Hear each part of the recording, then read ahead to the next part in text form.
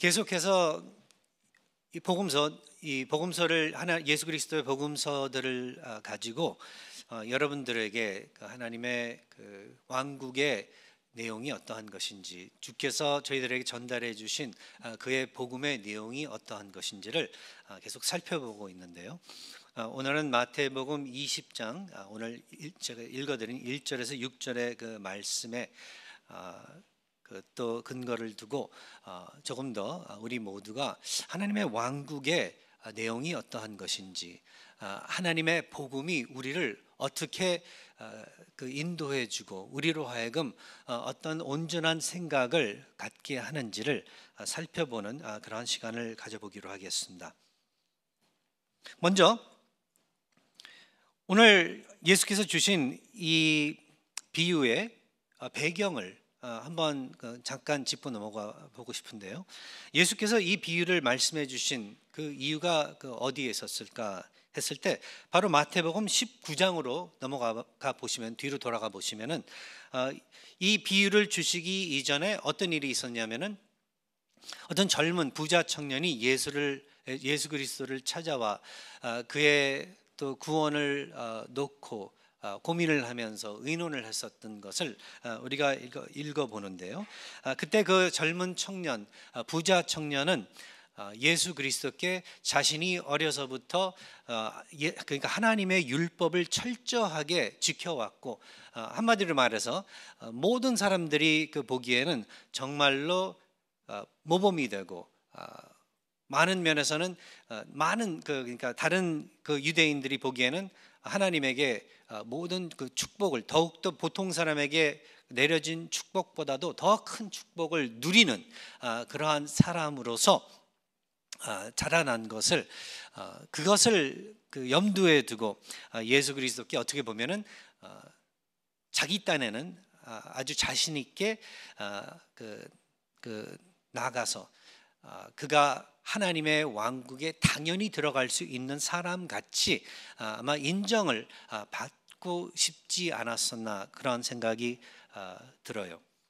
그런데 뜻밖의 예수 그리스도께서는 그 젊은 부자 청년에게 그가 이제 어려서부터 그렇게 지켜왔다고, 모든 하나님의 율법을 전적으로 완벽하게 지켜왔다고 이야기를 하니까 그렇다면은 다 잘했는데, 그렇다면 지금 소유하고 있는 그 모든 것, 이제 부자 청년이죠. 특별히 그러니까 소유하고 있는 그 모든 물질, 그걸 다 그렇다면은 내려놓고 가난한 사람들에게 다 나누어 주고 이제 다 내려놓고 나를 따르라 했더니 망설이면서 돌아갔다는 것이 그 이야기예요. 그런데 이제 그것을 두고서 베드로가 또 이제 한마디 해요. 베드로가 항상 무슨 일이 있으면 한마디 하죠. 베드로가 한마디 해요. 베드로가 이래요. 그래서 베드로가 대답하여 이르되 보소서, 우리가 모든 것을 버리고 주를 따라 싸운데 그런즉 우리가 무엇을 얻으리까?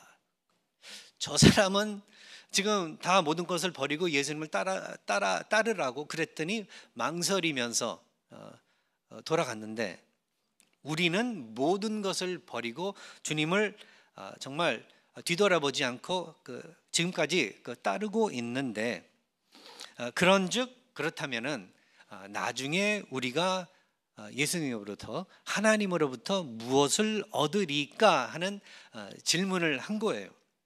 그러니까 예수께서는 이제 그에게 그 누구든지 자신의 그 모든 것을 내려놓고 따르는 자들은, 근데 이게 기본이거든요. 뭐 특별히 더 잘하는 게 아니거든요. 예수님을 믿는다는 것은 자기 자신의 그 모든 것을 내려놓을 수 있는 그러한 입장에서 예수를 따르는 것이거든요. 내 거 다 챙기고서 예수님을 믿는다, 그렇게 우리가 마음을 가지고 있다면은 예수님께서는 분명히 그것을 지적하시면서 그건 날 제대로 따르는 것이 아니다, 따른다고 그렇게 착각하고 있을 수 있겠지만 그것은 나를 따르고 믿고 나를 의지하는 그러한 삶이 아니다라고 분명히 말씀을 하실 것이라는 거죠. 그래서 이제 베드로는 마치 자기가 예수 그리스도를 따른 그 모습이 상당히 뛰어난 것 같이 그도 역시 생각을 하면서 그러니까 이 부자 청년하고 비교를 했을 때 자기가 굉장히 우수한 것 같이 그렇게 생각을 하면서 예수님께 이렇게 내가 지금 예수님을 따르고 있는데 이것에 대한 대가가 그렇다면 얼마나 더 클 것 같습니까? 무엇을 주시겠습니까? 그러한 질문을 했다는 거죠. 자, 이 부자 청년이 베드로와 비교를 했을 때 덜 떨어진 사람이었을까요? 아니었었어요. 유대인들 입장에서, 그리고 우리 지금 이 시간에 우리들 입장에서도 그 부자 청년을 두고 본다면은 참 괜찮은 사람이에요. 참 괜찮은 사람이에요. 그 사회에서도 그렇고 아마 그 마을에서도 그렇고 아마 모든 사람들에게 정말 칭찬받는, 존경받는 그 젊은 나이에 정말 훌륭한 삶을 살고 있었던 그 비슷한 나이 또래 다른 젊은이들은 철이 안 들어가지고 자기들 멋대로 아주 미숙한 상태에서 사고 방식을 가지고 살아갔을 수 있었겠지만, 이 사람은 하나님의 말씀대로 어려서부터 교육을 받고 자라나서 그리고 그대로 살아갔었던 그러한 사람, 그리고 어떤 그의 위치를 살펴보아도 어떤 룰러리라는 지배하는 사람이라는 그러한 또 복음서에서는 이야기를 해주고 있기 때문에 이 사람에 대해서 그는 그 사회에서 부자였을 뿐만 아니라 그리고 굉장히 중요한 위치에 있었던 그러한 사람인 것을 우리가 알 수 있는데요. 그렇다면은 그 당시 때 유대인들이 그들의 신앙을 가지고 이러한 사람들을 두고 뭐라고 생각을 가지고 있었냐면은 하나님께로부터, 그러니까 모든 축복은 하나님께로부터 오는 것이기 때문에 이러한 사람이야말로 정말로 더욱더 큰 하나님의 축복을 받은 사람이다. 그 이유는 왜 그런가 하면은 이 사람이야말로 그 무엇인가를 하나님 보시기에 정말 더 착하게 더 크게 공을 세웠기 때문에, 훌륭한 사람이기 때문에, 그래서 하나님의 축복을 그 누구보다도 더 크게 받은 사람이다 라고 유대인들이, 그 당시 때 유대인들이 생각을 했을 거라는 거죠. 그런데 이 시대에도 특별히 우리나라 문화 안에서도 교회 다니는 분들의 대화를 옆에서 이렇게 듣다가 보면은 이런 비슷한 사고 방식이 이렇게 드러날 때들이 있어요. 안 그런가? 여러분들도 옆에서 그런 말씀들을 목격해 보신 적이 있지 않나요? 교회를 다니면서도 되게 보면은 이렇게 이 세상에서 잘 나가는 사람들, 그러니까 성공하고 사회적으로 성공하고 경제적으로도 부족함이 없이 부유하고 자식들 잘 되고 건강하고 모든 것이 평탄하게 그렇게 드러나는 사람들을 향해서 특별히, 근데 그 사람들이 또 교회를 열심히 다니고 신앙생활을 잘하는, 오랫동안 잘하는 사람이라면은 우리 생각에 하나님이 저 사람은 더욱더 사랑하시는구나, 더욱더 축복하시는구나, 더욱더 인정하시는구나, 저 사람이 정말 훌륭하기 때문에 그러하구나, 나도 그럼 저 사람 같이 저 사람의 어떤 이 삶의 패턴처럼 그렇게 살아가야 되겠다, 하나님의 축복을 누리기 위해서, 하나님의 은혜의 축복을 제대로 누리기 위해서 그래야 되겠다 하는 생각들을 가진다는 거죠. 아주 틀린 건 아니에요. 그러니까 사실은 그냥 그 생각 안에서는 그래, 맞아, 축복이란 하나님께서 해주시는 거야. 근데 거기서 그건 틀린 게 아니에요. 틀린 개념이 아닙니다. 맞습니다. 축복은 하나님께서 해주시는 거예요. 은혜는 하나님께서 베풀어 주시는 거예요. 그런데 거기에서 뭐가 조금 맞지 않는 부분이 있냐 질문을 한다면은, 그 축복이 우리는 아니라고 그렇게 말을 하면서도, 그러나 그 축복이 조건적인 축복으로 우리들이 그 생각을 하기 때문에 또 그렇게 풀이를 하기 때문에 거기에 위험이 있다는 것을 갖다가 오늘 예수 그리스도께서는 설명을 해 주신다는 거죠.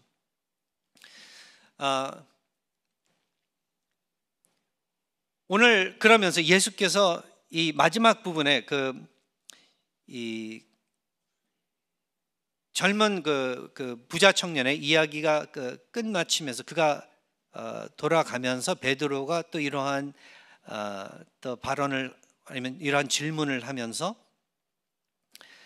뭐라고 그 30절 19장 그 30절에서 그 말씀이 끝나냐면은 여기서 이렇게 말씀을 하세요. 30절에 먼저 된 자로서 나중되고 나중된 자로서 먼저 될 자가 많으리라. 그렇게 말씀을 하세요. 부자 청년의 그 이야기가 이 말씀으로 끝이 납니다.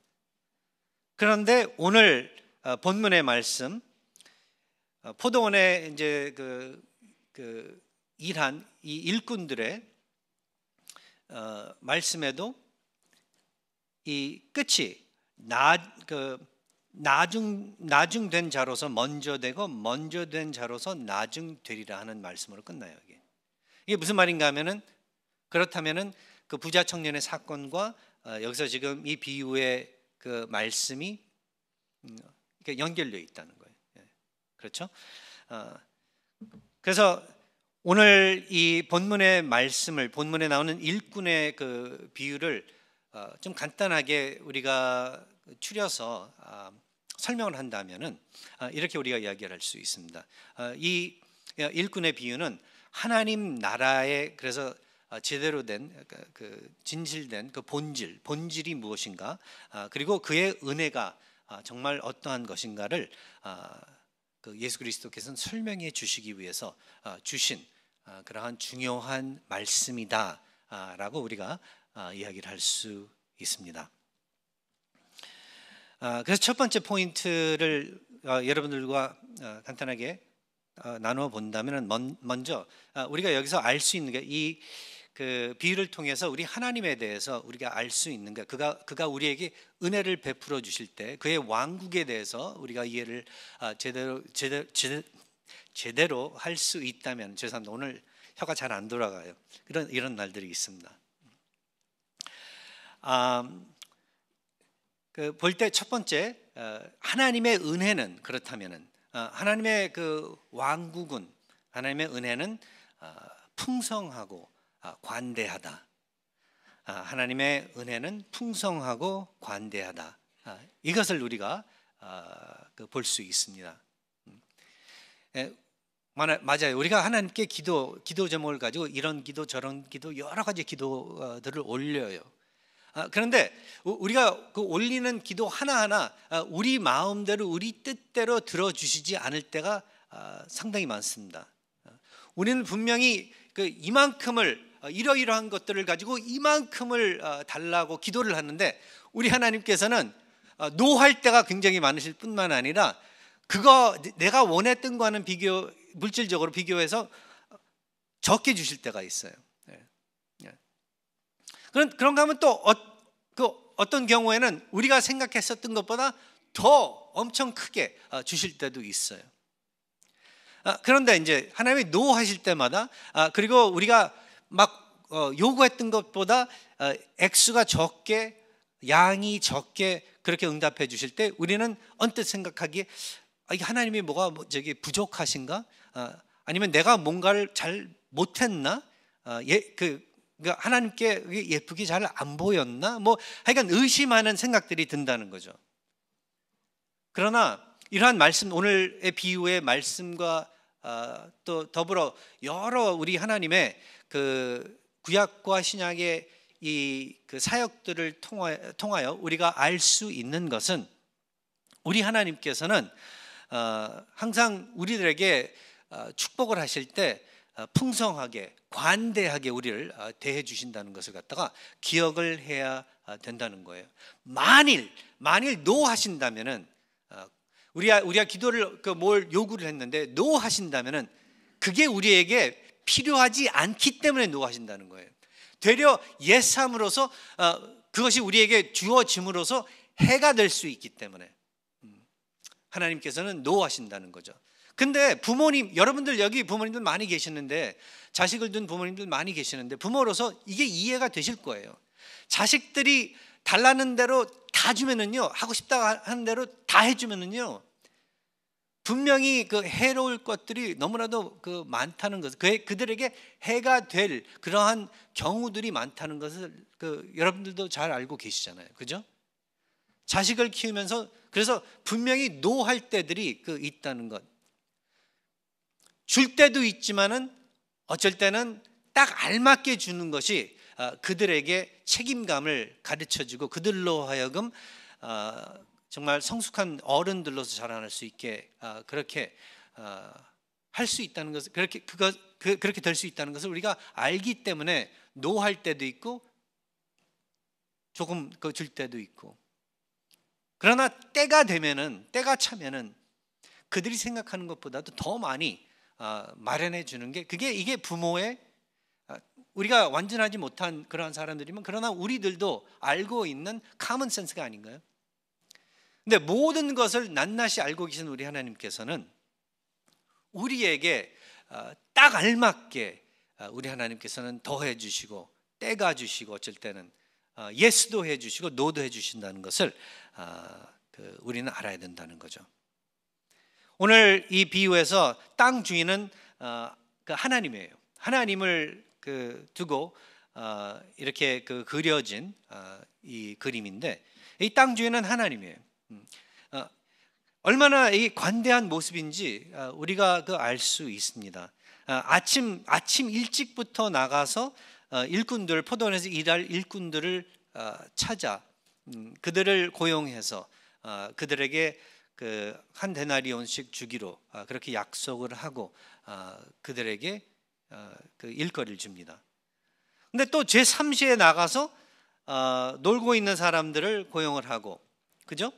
그 다음에 제6시와 제9시에 나가서도 그런 사람들이 또 발견이 돼서 그들에게도 잡을 주고, 제11시에도 또 나가서 보니까 놀고 있는 사람들이 있어서 그들에게도 자기 포도원에 가서 일을 할 수 있게 그렇게 해줘요. 그러니까 아침에 처음 나가서 고용한 그 일 외에 4번이나 더 나가서 사람들을 고용을 합니다. 근데 제일 처음에 고용한 사람들이야 필요하다고 그렇게 칠 수는 있겠지만, 2번째, 3번째, 4번째, 5번째 나간 사람들, 나가서 고용한 사람들, 필요한 사람들이었었나요? 필요 없는 사람들. 이 사람들이야말로 어떻게 보면은 자격이 없는 사람들이에요. 그냥 빈정빈정 놀고 있고 아침 일찍부터 나와서 일자리를 찾는 그러한 사람들도 아니에요. 그냥 하루 종일 말로는 일자리가 우리들한테 일자리를 주는 사람들이 없어서 그렇다 그러지만 사실 적극적으로 찾아 나선 사는 그런 사람들도 아니에요. 네. 내가 인플로이어로서 고용하기에 참 하지 말아야 되는 그런 사람들이에요. 그런데 그런 사람들도 다 데려다가 나중에 다 일을 시키고, 그리고 나중에 그들이 일을 열심히 했건 잘 안 했건 그거에 대해서는 여기 나와 있질 않습니다. 그런데 상관없이 그들에게 나중에 이 임금을 지불할 때 똑같이 처음에 온 사람이나 똑같이 마찬가지로 한 데나리온씩 다 나누어 주는 그 땅 주인, 포도원 주인. 인간적으로 우리가 생각하면, 여러분들은 그래서 이 사건을 두고 어떻게 어떤 반응을 보이시겠냐는 거예요. 근데 많은 사람들이 놀랍게도 처음서부터 아침서부터 나와서 일한 사람들 같이 생각을 한다는 거예요. 이거 불공평하다. 아니면 기대를 하는 거죠. 처음에 이제 이렇게 줄 서서 보니까 맨 마지막에 1시간밖에 일하지 않은 사람들 보니까 저 사람들이 1데나리온, 한 데나리온을 받네. 그럼 우리에게는 더 많이 주려고 저렇게 주인이 뭐 지시를 했나 보지? 그런 기대를 한다는 거죠. 그런데 우리가 이 비유를 읽어보면서 솔직히 따진다면은 대부분의, 뭐 다 그런다는 건 아니겠지만 대부분의 우리 전체 대부분이 아마도 아침서부터 처음부터 나와서 일한 사람들과 비슷한 생각을 갖지 않았을까? 그런 생각이 들어요. 왜냐하면은 우리가 평소에 이 세상 살아가면서 보면은 나한테 어떤 이익이 돌아오지 않을 때, 다른 사람들만 뭐 수익이 있고 이익이 있을 때 불평하는 그러한 모습들이 있기 때문에, 배 아파하는 모습들이 있기 때문에 그러지 않나 생각이 돼요. 근데 한 데나리온, 하루 종일 일한 사람들에게 주어지게 된 한 데나리온, 그 당시 때 시가에 따른다면은 하루 일한 대가로서 이게 아주 공정한 그러한 임금이었었대요. 그리고 포도원 주인은 정당하게 약속한 대로 처음부터 일한 그 사람들에게 그 임금을 지불한 것이고, 그래서 그날 아침 처음부터 나와 일한 그 일꾼들이 주인이 결국은 공평하지 못하다고 불평을 했을 때, 주인은 얼마든지 떳떳하게 내가 공평하게 하지 못했다고 불평하는 당신들이 틀렸다고 그렇게 대답을 할 수 있었다는 거죠. 그리고 더 나아가 내 것을 가지고 내 뜻대로 할 것이 아니냐, 이게 당연한 것인데 이거 내 것 가지고 내가 내 마음대로 원하는 대로 사람들을 고용하고 그리고 그 사람들에게 주는데 그걸 가지고서 왜 불평을 하느냐, 내가 당신들에게 불공평하게 그렇게 대해 주었느냐, 약속한 대로 그렇게 했는데, 그죠? 어떻게 보면은 아침서부터 일할 수 있게 이렇게 일자리를 마련한 것조차도 사실 감사해야 되지 않냐, 이러한 원리죠. 그래서 모든 면에서 우리 하나님의 은혜는 풍성하고 관대하다는 것, 얼마나 오랫동안 우리 하나님을 위해서 누가 일을 했는지, 언제 하나님께 나왔는지, 언제 오게 됐는지, 구원을 얻게 됐는지, 그게 뭐 20년 전이건 한 달 전이건 상관없이 동일한 영생의 이 상을 주신다는 것을 이 말씀을 통해서 우리 하나님께서는 설명을 해주시고, 예수 그리스도께서는 설명을 해주시고 있다는 거죠. 하나님의 은혜가 그렇다면은 시간이나 인간의 공로에 제한을 받지 않고 믿음으로 그분께 나오는 모든 사람에게 주어지는 그러한 하나님의 선물이라는 것을 우리로 하여금 생각하게 해주는 말씀이라는 거예요. 그리고 또 하나 우리가 생각해야 되는 게, 하나님의 은혜는 주권적이라는 것을 우리는 반드시 기억을 해야 된다는 거예요. 그러니까 하나님이 움직이시는 방법, 하나님께서 사용하시는 메서드가 확실하게 따로 있다는 거예요. 우리 마음대로, 우리 생각대로, 우리 계산대로 우리 하나님께서는 움직이지 않으신다는 거예요. 그래서 하나님을 우리한테 맞추려고 하는 버릇은 사실 누구에게나 다 있는데, 그 버릇은 결국 우리로 하여금 하나님을 제대로 섬기지 못하게, 예배드리지 못하게 그렇게 만들고, 우리로 하여금 그렇다면 성경과는 아주 어긋나는 그러한 사고 방식의 삶을 살도록 그렇게 만든다는 거죠. 하나님께서는 그 모든 것을 우리보다 더 잘 알고 계시기 때문에, 더 우리를 이해하시기 때문에 우리 하나님께서는 그의 그러하신 어떤 우리가 이해할 수 없지만 그러나 그의 선하시고 의로우신 그렇죠? 그러하신 그 입장에서 모든 것을 결정하시고 그리고 그 은혜를 우리에게 베풀어 주시기 때문에 우리는 또 다시 한번 할 말이 없게 된다는 것을 성경이 가르쳐 주고 있다는 것입니다. 로마서 9장 13절 그 이하의 말씀을 보면 기록된 바 내가 야곱을 사랑하고 에서는 미워하였다 하심과 같으니라. 그런즉 우리가 무슨 말을 하리요? 하나님께 불의가 있느냐? 그럴 수 없느니라. 이게 바로 하나님께서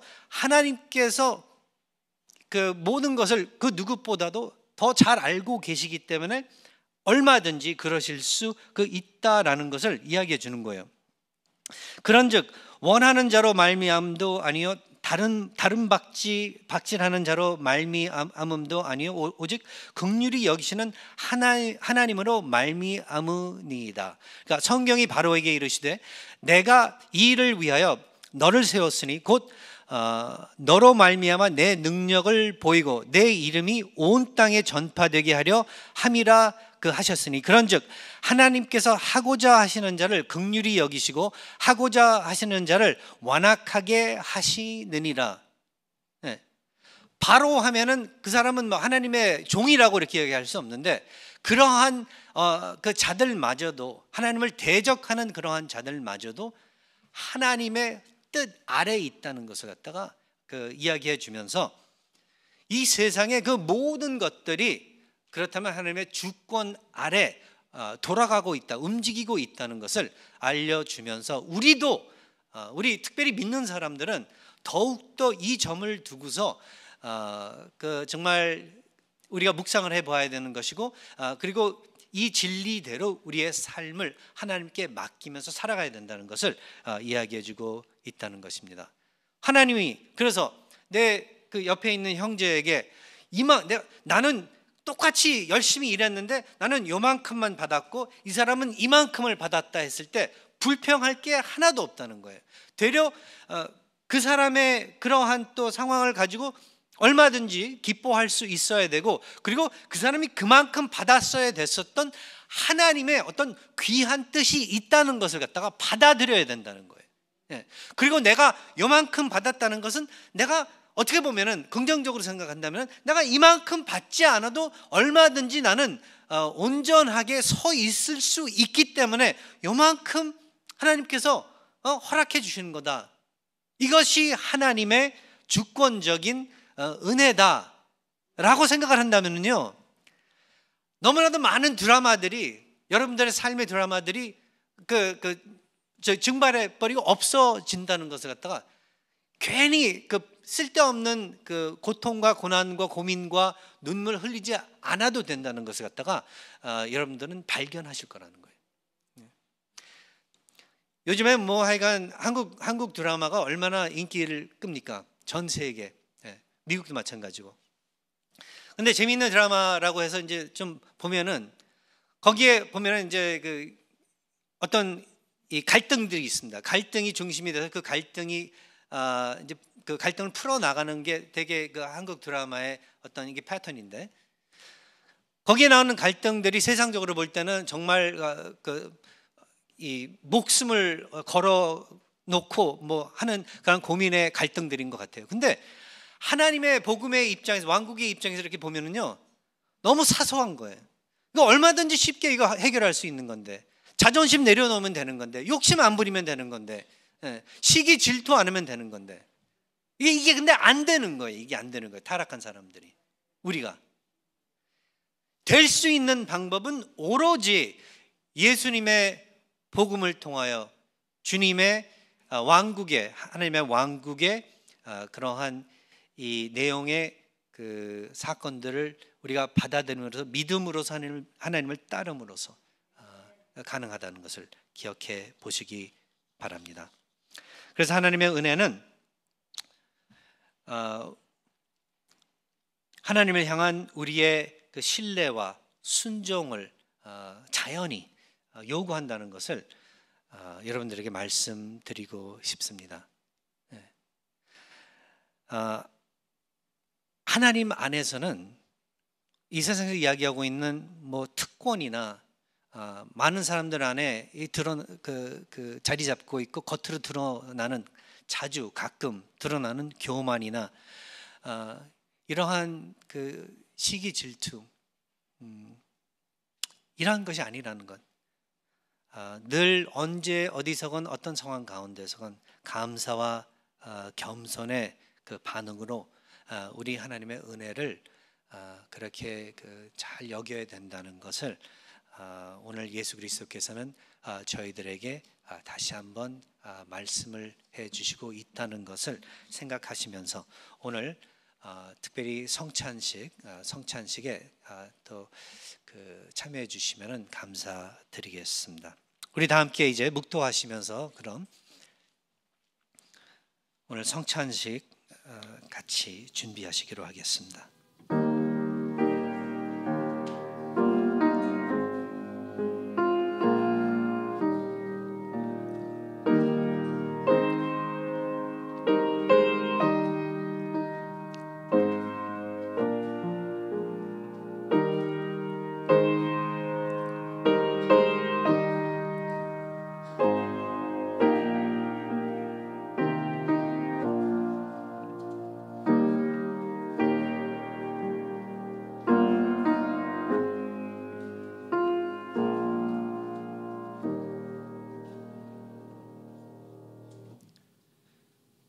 너희가 이 떡을 먹으며 이 잔을 마실 때마다 주의 죽으심을 그가 오실 때까지 전하는 것이니라.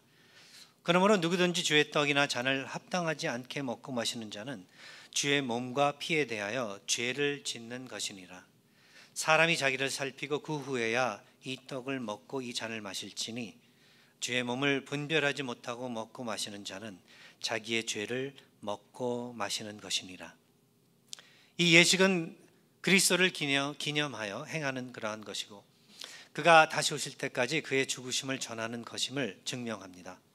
또 성찬은 하나님의 백성들에게 죄와 싸우는 힘을 주며 고난 중에 그들을 붙들어 주며 신자들의 의무 수행을 격려하고 촉진하며 그들에게 사랑과 열정을 불어넣어 주며 그들의 믿음과 거룩한 결심을 강화하며 양심의 평안과 위안이 되는 영생의 소망을 갖게 해주는데 측량할 수 없는 유익이 있다고 그렇게 우리 PC의 헌법 58장은 설명을 해주고 있습니다.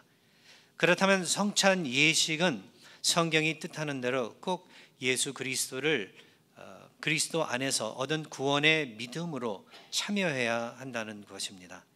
믿음으로 죄를 회개하고 믿음으로 용서를 구하고 믿음으로 그리스도의 의를 소유한 하나님의 백성들에게만 주어진 귀한 예식이라는 것입니다. 우리 교회에서는 그래서 세례를 받으신 분들에게만 참여할 수 있도록 그렇게 권면을 하고 있습니다. 이러한 지시를 또 성경의 진리를 마음에 품으시면서 오늘 이 성찬식에 참여해 주시기를 간절히 바라는 바입니다. 계속해서 말씀 읽어드리겠습니다. 곧 주 예수께서 잡히시던 밤에 떡을 가지사 축사하시고 떼어 이르시되 이것은 너희를 위하는 내 몸이니 이것을 행하여 나를 기념하라 하시고 식후에 또한 그와 같이 잔을 가지시고 이르시되 이 잔은 내 피로 세운 새 언약이니 이것을 행하여 마실 때마다 나를 기념하라 하셨으니